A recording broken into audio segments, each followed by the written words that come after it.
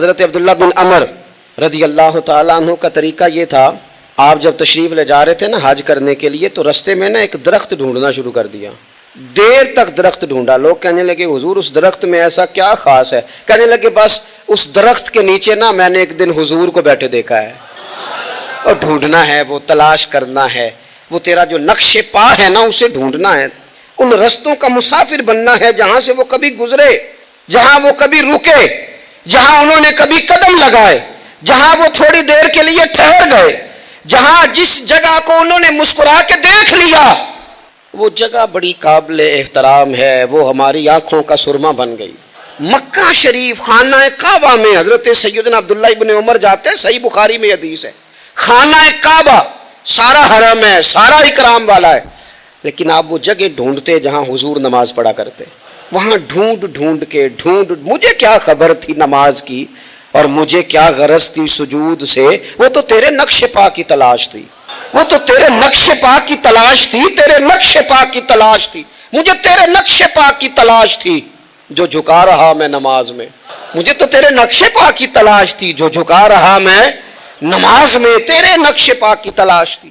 عزیز دوستو، قرآن مجید فرقان حمید نے ارشاد فرمایا ہے کہ محمد الرسول اللہ، فرمایا محمد صلی اللہ تعالی علیہ وسلم اللہ کے رسول ہیں۔ نبی اکرم صلی اللہ تعالی علیہ وسلم کی رسالت، حضور کی نبوت، نبی پاک صلی اللہ تعالی علیہ وسلم کے خاتم النبیین ہونے اور حضور سید عالم علیہ الصلاۃ والسلام کے امام الانبیاء ہونے کی گواہیاں جگہ جگہ اللہ کے قرآن نے بیان فرمائی ہے۔ نبی کریم علیہ السلام اللہ کے سچے رسول ہیں، اس کے دلائل اتنے زیادہ روشن ہیں کہ وہ سورج سے بھی زیادہ روشنی دیتے ہیں، چاند سے بھی زیادہ تابناک ہیں۔ میرے بھائیوں، نبی پاک صلی اللہ تعالی علیہ وسلم کا وجود مسعود جسم اقدس ایسا خوبصورت تھا، وہ خود اس بات کی دلیل تھا کہ یہ اللہ کے سچے رسول۔ ہمارے ہاں بہت سارے لوگ ہیں جو اکثر اس بات پر گفتگو کرتے ہیں کہ نبی پاک صلی اللہ تعالی علیہ وسلم کو اور تمام انبیاء کو اللہ تعالیٰ نے بشریت کا کالب عطا کیا، تو بھئی بالکل ٹھیک ہے،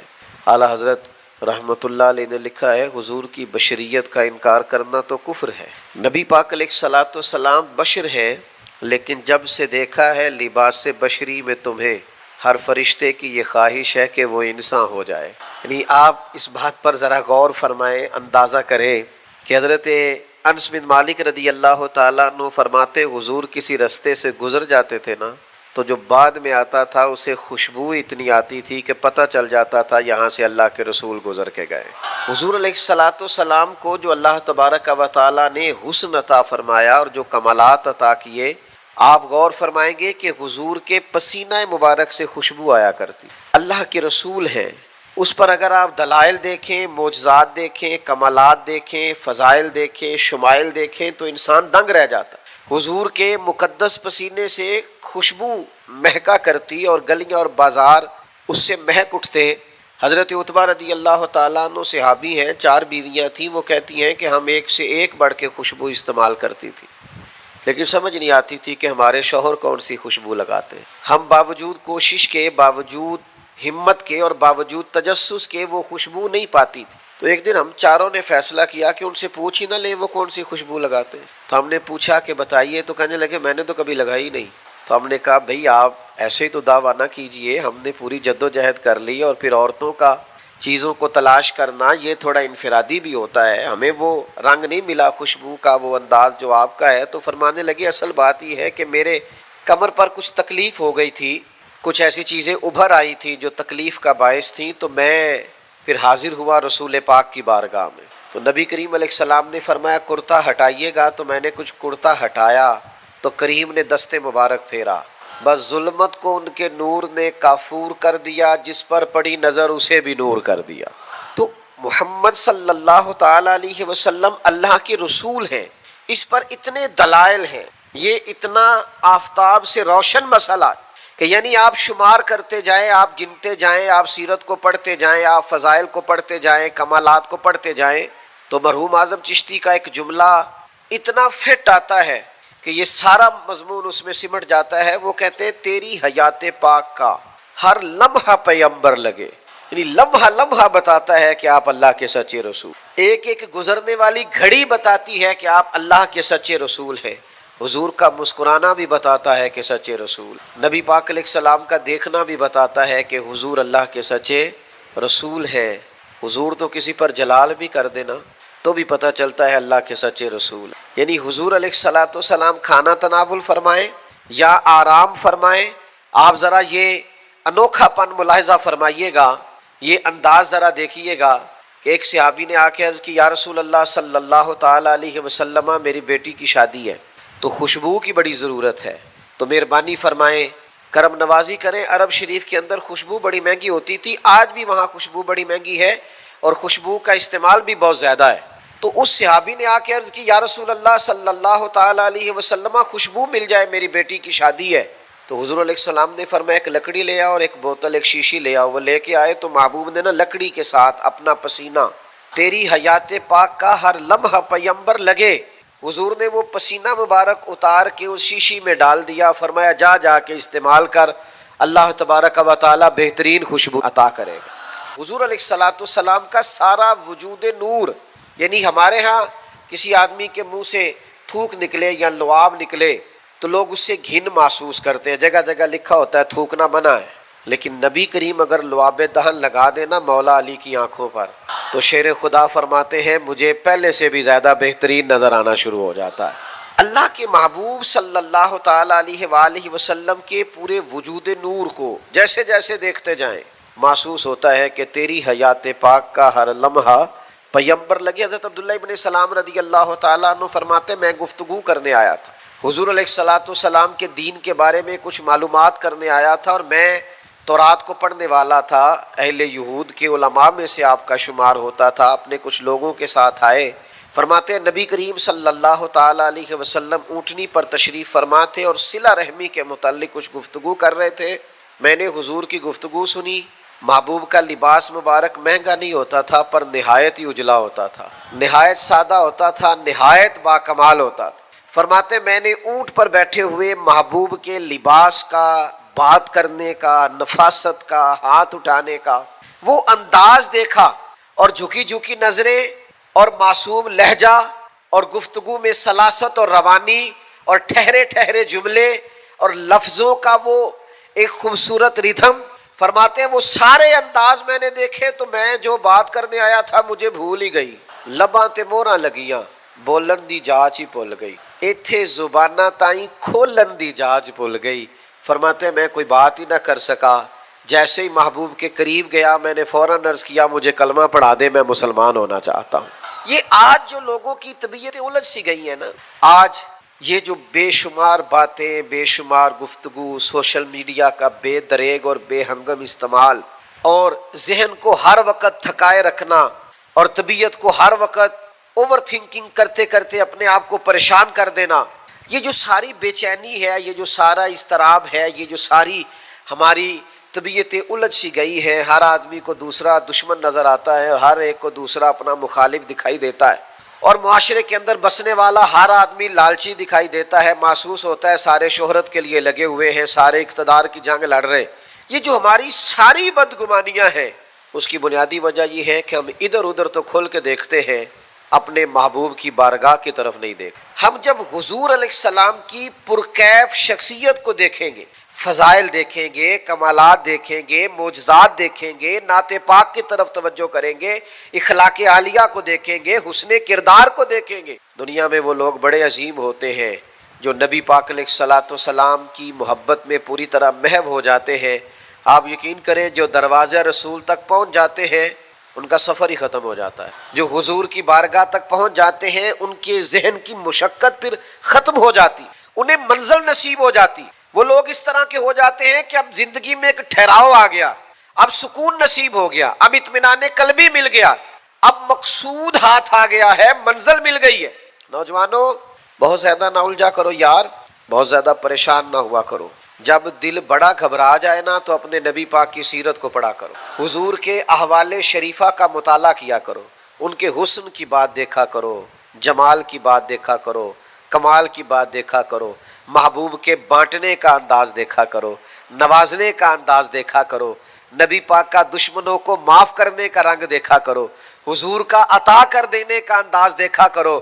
معاشرے میں، سوسائٹی میں ہر طرف بے راہ روی ہے، سارے دشمن ہیں، لیکن محبوب تبلیغ بھی اطمینان سے کرتے ہیں، ان کو دعوت توحید بھی مطمئن ہو کے دیتے ہیں، اور جب ان کے لیے دعا کرتے ہیں تو پھر بھی پوری دل جمی کے ساتھ دعا کرتے ہیں۔ یہ خاص ٹھہراؤ آپ کو حضور کی بارگاہ تک جانے میں ملے گا۔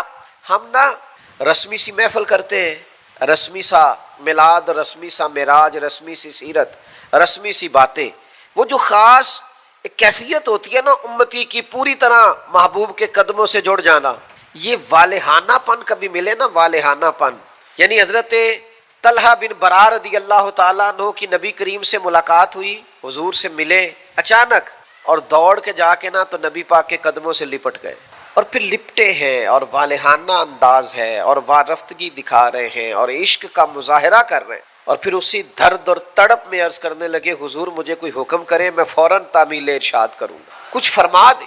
یہ والہانہ پن، یعنی کبھی آپ بڑے بے چین ہو تو کہیں یار کھولو سیرت کی کتاب، اپنے نبی کا کوئی ذکر پڑھتے ہیں، کھولو فلاں آدمی کو سنے جو حضور کے عشق کی بات کرتا ہے، آؤ کوئی نعت پاک کا نغمہ چھیڑ دے جو ہمارے دلوں کو ٹھنڈا کرے، آؤ کوئی قرب پائے حضور کے دروازہ نور کی طرف سفر کرے۔ ہم کہاں الجھے ہوئے ہیں، کہاں سکون تلاش کر رہے ہیں، کہاں ہم نے اپنے آپ کو الجھا دیا ہے، کن بے معنی اور بے مقصد باتوں میں ابحاث اور بحثیں کر کر کے اپنے آپ کو پریشان کیے ہوئے ہیں۔ آئیے دیکھیے رسول اللہ صلی اللہ تعالیٰ علیہ وسلم کی زندگی کا لمحہ لمحہ آپ کے کلیجے کو ٹھنڈا کرے گا، آنکھوں کو سکون دے گا، باطن کو پاکیزہ کرے گا، سوچوں کو نکھار دے گا۔ کہہ لینے دو مجھے یہ جملہ، حضور سے پیار کرو، جینے کا بھی مزہ آئے گا، مرنے کا بھی مزہ آئے گا، لطف نصیب ہو جائے گا، سرور نصیب ہو جائے گا، ایک کیف سا میسر آ جائے گا۔ حضور کی بارگاہ عالی مرتبت تک جڑو، نبی پاک علیہ الصلوۃ والسلام کے اخلاق عالیہ کو اپناؤ، کردار کو سمجھو، حسن تکلم کو سمجھو، نبی پاک علیہ السلام کی باتوں پر غور کرو۔ یقین کرو کبھی نہ کبھی پڑھتے پڑھتے وجد ہو جاتا ہے، کبھی کبھی ان باتوں کو صرف مطالعہ کی نظر سے دیکھیں، سیکھنے کی نظر سے دیکھیں تو ایسے لگتا ہے کہ جیسے روح پرواز کرنے لگی۔ یہ اس طرح کے بھی کمالات ہوتے ہیں، یہ بھی رنگ ہوتا ہے، یہ بھی انداز ہوتا ہے، یہ بھی طور طریقے ہوتے ہیں۔ اور پھر حضور امی ہے، نبی کریم نے دنیا میں کسی استاد سے پڑھا نہیں، حضور سید عالم صلی اللہ تعالی علیہ وآلہ وسلم کسی مکتب میں نہیں گئے، حضور نے کسی مدرسے سے تعلیم نہیں پائی، لیکن جب حضور بات کرتے نا، جب محبوب حکمت کے موتی رولتے نا، جب نبی پاک علیہ الصلوۃ والسلام کوئی کلام کرتے نا، آپ یقین کریں ایسا انوکھا پن، ایسا نرالا فیصلہ، ایسی حکمت اور دانائی سے بھری ہوئی بات، یعنی جو فلسفیوں سے کھل نہ سکی اور نکتہ وروں سے حل نہ ہوئی، وہ بات ایک طیبہ والے نے بتلا دی چند اشاروں سے۔ حضور دو چار اشارے کرتے اور عقدے کھل جاتے۔ ایسی دانائی والی بات، ایسی قیمتی بات، ایسی انوکھی بات محبوب بیان کرتے۔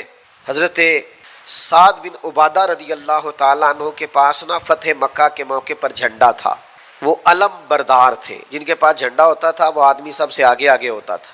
اب ایک وقت ایسا آیا کہ صورتحال اس طرح کی بن گئی کہ حضرت سعد بن عبادہ کو اس منصب سے ہٹایا جائے۔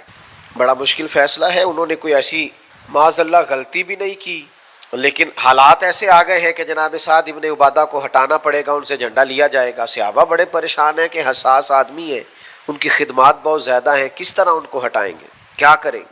نبی کریم کی بارگاہ میں عرض گزار ہے یا رسول اللہ کیسے ہٹائیں حضرت سعد ابن عبادہ کو، اور کیفیات اور حالات بھی ایسے ہیں کہ ہٹانا بھی پڑے گا۔ آج کل نا بہت سارے لوگ کام تو کرتے ہیں پر دانا نہیں ہوتے، جذباتی فیصلے، جذباتی باتیں، ایموشنل گفتگو، وقتی طور پر چیزوں کو بہتر کرنا، اور بس وقتی طور پر آج گزارا ہو کل دیکھی جائے گی، لیکن چیز کی گہرائی تک، اس کی اصل تک نہیں اترتے، اس کے سارے لوازمات کو نہیں دیکھتے، قبل از وقت منصوبہ بندی نہیں کرتے، ہمارا مزاج نہیں ہوتا، ہم ٹھہراؤ اپنی زندگی میں نہیں لاتے۔ نبی پاک چونکہ اللہ کے رسول ہیں، ہر لمحہ حضور کا پیغمبر لگتا ہے۔ اب حضرت سعد ابن عبادہ کو ہٹانا ہے اور ان کی جگہ کسی اور کو مقرر کرنا ہے، اور بندہ بھی بڑا حساس ہے اور بات بھی کوئی ایسی نہیں، تو کیا کرے؟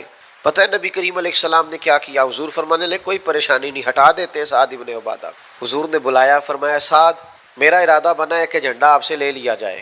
حضرت سعد ابن عبادہ نے ابھی گردن جھکائی تھی تو حضور فرمانے لگے میرا ارادہ ہے آپ سے لے کے آپ کے بیٹے کو دے دیا جائے۔ جو فلسفیوں سے کھل نہ سکا، جو نکتہ وروں سے حل نہ ہوا، وہ راز ایک طیبہ والوں نے بتلا دیا چند اشاروں میں، اور تیرے آگے ہے یوں دبے لچے فصحاء عرب کے بڑے بڑے، کوئی جانے منہ میں زبان نہیں بلکہ جسم میں جان نہیں۔ ایسا کمال فیصلہ، ایسا انوکھا فیصلہ۔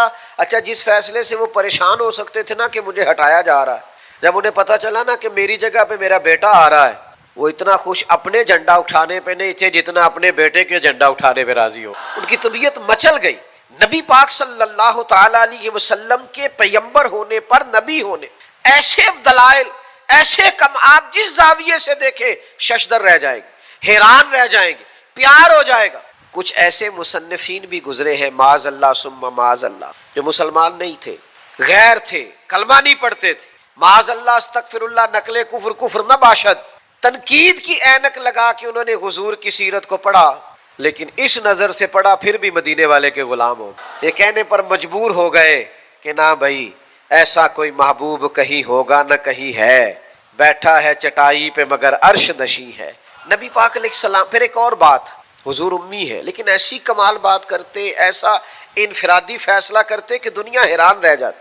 پھر جو عظمت کردار ہے نا، بلندی کردار، مجھ سے ناراض نہ ہوئیے گا، بہت سارے لوگ ہیں جو باتیں بڑی زبردست کرتے، گفتگو میں کوئی ان سے جیت نہیں سکتا، ان کا لب و لہجہ ایسا ہوتا ہے کہ شاید کسی بڑے سے بڑے عالم فاضل کو بھی بولنے نہ دے، لیکن عمل کی باری آتی ہے تو کمزور ہوتے ہیں، باتیں بیسیوں آتی ہیں، درجنوں آتی ہیں، نماز کا ٹائم ہوتا ہے تو بہانے بازی کرتے ہیں، وہ میرے کپڑے نہیں ٹھیک، بس دعا کریں انشاءاللہ شروع کر دوں گا، کہانیاں سناتے ہیں۔ کیوں اتنے بھولے بنتے ہیں؟ ہمیں سمجھ آتی ہے کہ آپ گفتار کے غازی ہیں، آپ باتوں میں صرف ساری چیزیں سیدھی رکھتے ہیں، آپ اس جگہ پہنچ ہی نہیں پا رہے۔ عمل، کردار، یہ بھی ایک مبلغ ہوتا ہے، آپ کا کردار بھی تبلیغ کرتا ہے، آپ کا لب و لہجہ بھی۔ حضرت امام جعفر صادق رضی اللہ تعالیٰ عنہ سے ایک شخص نے کہا تھا میں دین کی تبلیغ کرنا چاہتا ہوں، مجھے بتایا کیا کروں؟ تو امام جعفر صادق رضی اللہ تعالیٰ عنہ فرمانے لگے دین کی تبلیغ کرنی ہے تو بڑا آسان نسخہ ہے، دین پہ عمل کرنا شروع کر دے، تبلیغ ہونی شروع ہو جائے گی۔ لیکن ہم نا عمل کی دنیا میں بڑے کمزور ہوتے ہیں، قربان جائیں۔ حضور علیہ الصلوۃ والسلام نے جس معاشرے میں آنکھ کھولی تھی وہ جہلا کا معاشرہ تھا، ظلم تھا، ستم تھا، بربریت تھی، ان لوگوں کی سوچیں، ان کی باتیں، ان کا ظالمانہ مزاج بڑا انوکھا تھا۔ لیکن کمال کی بات ہے نا، چاروں جانب لوگوں کا مزاج ظالمانہ تھا، لیکن محبوب کو اللہ نے رحمت بنا کے بھیجا۔ ہر طرف لوگ ناانصافی کی بات کرتے تھے، لیکن محبوب نے انصاف کے بول کو ہمیشہ بالا رکھا، اس ترازو کو ہمیشہ بلند رکھا۔ ہر طرف لوگ حق کھا جاتے تھے، لیکن محبوب نے فرمایا حق کھایا نہیں جائے گا، حق دلایا جائے گا۔ کردار دکھایا، کردار۔ وہ جو تیری جان کے دشمن ہیں وہ بھی کہتے ہیں، وہ جو تیری جان کے دشمن ہیں وہ بھی کہتے ہیں امین تو ہے، صداقت کی آبرو تو ہے۔ دشمن بھی کہتے ہیں سچے تو بہرحال ہیں، امانت دار تو بہرحال ہیں، غلط بات تو بہرحال نہیں کرتے۔ یعنی دشمن بھی اگر اٹھ کے گواہی دے کہ اگر کسی نے کمال دیکھنا ہے تو آمنہ کے لال کو جا کے دے، اگر کسی نے انصاف دیکھنا ہے، اگر کسی نے دھرتی پہ حسن دیکھنا ہے تو عبداللہ کے در یتیم کو دیکھو۔ وہ بھائی آپ سمجھے نا عظمت کردار کے وہ موتی جو حضور نے عطا کی۔ دیکھیے باہر والوں نے جب دلیلیں مانگی تو حضور نے معجزات دکھائے، اور جب اپنوں نے دلیلیں مانگی، مکے والوں نے، قریش والوں نے، اپنے قبیلے والوں نے دلیل مانگی، آپ نبی ہیں تو دلیل کیا ہے؟ تو اللہ کا قرآن کہتا ہے کہ محبوب نے کہا فَقَدْ لَبِثْتُ فِيكُمْ عُمَرًا مِّن قَبْلِهِ أَفَلَا تَعْقِلُونَ، اور میں نے تمہارے بیچ عمر گزاری ہے ساری، تمہیں عقل نہیں؟ میں کوئی باہر سے نہیں آیا، میں نے 40 سال تمہارے اندر گزارے ہیں، میرے جیسا کوئی سچا ہے تو دکھاؤ، کوئی دیانتدار ہے تو دکھاؤ، کوئی پاکیزہ مزاج ہے تو دکھاؤ، کوئی اس طرح کا ستھرا ہے تو دکھاؤ، کوئی اس طرح کا مزکی ہے تو دکھاؤ، تمہارے بیچ میں نے وقت گزارا ہے۔ باقیوں کو نبی پاک نے معجزات بطور دلیل دیے، اور جب اپنوں نے دلیل مانگی تو حضور نے فرمایا میری سیرت دیکھ لو، میرا کردار دیکھ لو، میرے شب و روز دیکھو۔ فَقَدْ لَبِثْتُ فِيكُمْ عُمَرًا مِّن قَبْلِ، میں نے اس سے پہلے عمر کا حصہ تمہارے بیچ گزارا ہے، افلا تعقلون، تمہیں عقل نہیں؟ دوستو تھوڑا سا نا کردار پر بھی توجہ کرنی پڑے گی۔ اپنے آپ کو تھوڑا سا تبدیل کرنا پڑے گا. میں آپ کی خدمت میں عرض کروں، دولت سے لوگوں کو جیتا نہیں جا سکتا. دولت تو لوگوں کو لالچی بنا دیتی. آپ کسی کو پیسے دیں، 10,000 دیں، اگلی دفعہ وہ 25 مانگے گا، تو آپ 50 دیں، اگلی دفعہ لاکھ مانگے گا. اس کی بھوک تو بڑھتی ہے. آپ عہدے کے زور پر بھی لوگوں کے محبوب نہیں بن سکتے، اس لیے کہ پھر وہ شخصیتوں سے پیار نہیں کرتے، کرسیوں سے پیار کرتے. آپ کرسی پہ ہیں تو آپ اچھے لگتے ہیں، جب دوسرا آئے گا تو اس کو سلوٹ کر لیں گے. نبی پاک علیہ الصلوۃ والسلام نے فرمایا اگر تم کسی شخص کو قائل کر سکتے ہو اور اس سے محبت بڑھا سکتے ہو تو ایک ہی صورت ہے، اور وہ تمہارا حسن اخلاق ہے.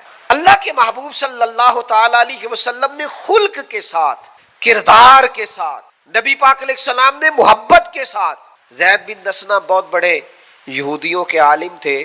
ایک دن حضرت بلال حبشی رضی اللہ تعالیٰ عنہ سے کہنے لگے سنا ہے نبی پاک علیہ السلام کی بارگاہ میں جب بہت سارے مہمان آتے ہیں تو آپ کو کچھ قرض بھی لینا پڑتا ہے. جناب بلال کہنے لگے لینا پڑتا ہے. کہنے لگے مجھ سے لے لیں، میرے پاس اضافی پیسے پڑے ہیں، آپ نے دے ہی دینے.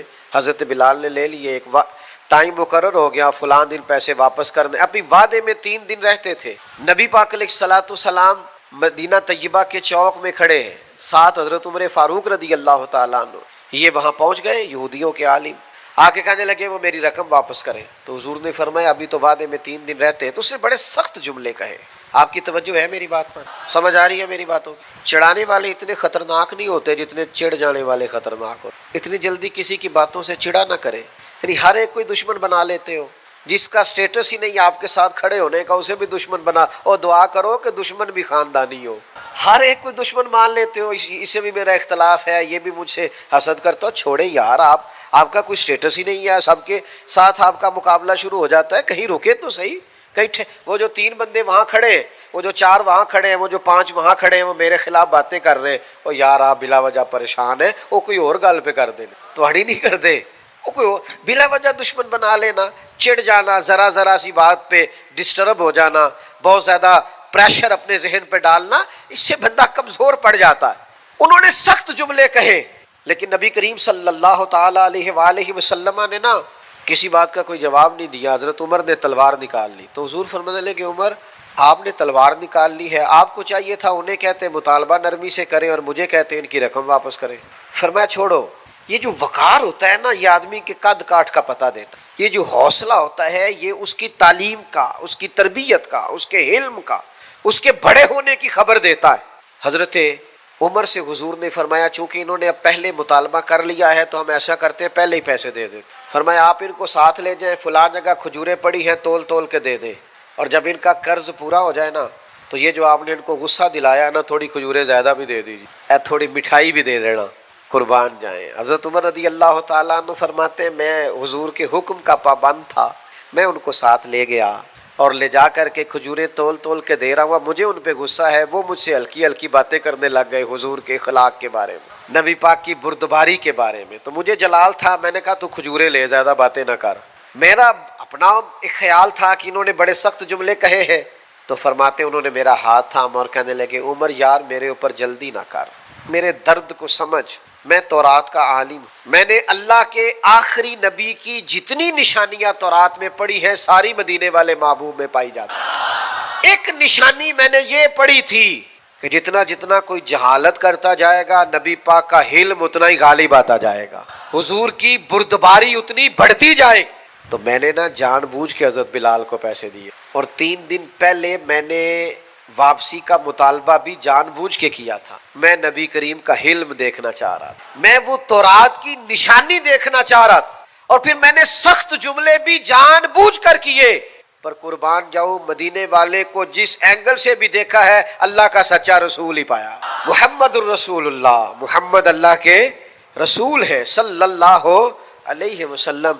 اب وہ کہنے لگے جناب عمر سے مجھے لے جائے نا، میں نے حضور کا کلمہ پڑھنا ہے، مجھے لے جائے بارگاہ تک، میں نے نبی پاک علیہ السلام کی غلامی کا پٹا گلے میں ڈالنا ہے. میرے بھائیو نبی پاک علیہ السلام کی بارگاہ تک رسائی پائیے، حضور کی عالی مرتبت بارگاہ کی طرف اپنے آپ کو لے کر کے جائیے. آج اگر ہم اطمینان چاہتے ہیں ذہنی طور پر بھی، قلبی طور پر بھی، روحانی طور پر بھی، فکری طور پر بھی، تو ایک ہی راستہ ہے، اپنے آپ کو حضور سے وابستہ کریں. ہم جس طرح کی آزمائشوں کا دن رات شکار ہے، اور جس طرح سے ہمیں نئی نسل الجھی ہوئی، بے چین، بے قرار اور مضطرب نظر آتی، اس کا کوئی اور حل نہیں ہے، اس کا ایک ہی حل ہے کہ مرنے کی طرف دیکھ نہ جینے کی طرف دیکھ، جب چوٹ لگے دل پہ تو مدینے کی طرف دیکھ۔ اپنا تعلق حضور سے جوڑیے، اپنا رشتہ نبی کریم سے جوڑیے۔ میں آپ کی خدمت میں عرض کروں گا، وقت نکال کے درود پاک پڑھا کریں، وقت نکال کے حضور کی سیرت کا مطالعہ کیا کریں، ٹائم نکال کر کے نبی پاک صلی اللہ علیہ وسلم کی نعت شریف کو پڑھا کریں، وقت نکال کر کے حضور کی بارگاہ کی طرف بڑھا کریں۔ جب تک ہم یہ سارے کام نہیں کریں گے اطمینان نہیں پائیں گے، اور پھر جیسے جیسے حضور کو پڑھو گے، نبی پاک کو سنو گے، دین کی صداقت سمجھ میں آئے، آپ کو سمجھ لگے گی کہ آپ اس دین کے ماننے والے ہیں جو سب دینوں پر غالب بھی ہے، سب سے سچا بھی ہے، سب سے کھرا بھی ہے، اور سب سے زیادہ نکھرا ہوا بھی ہے۔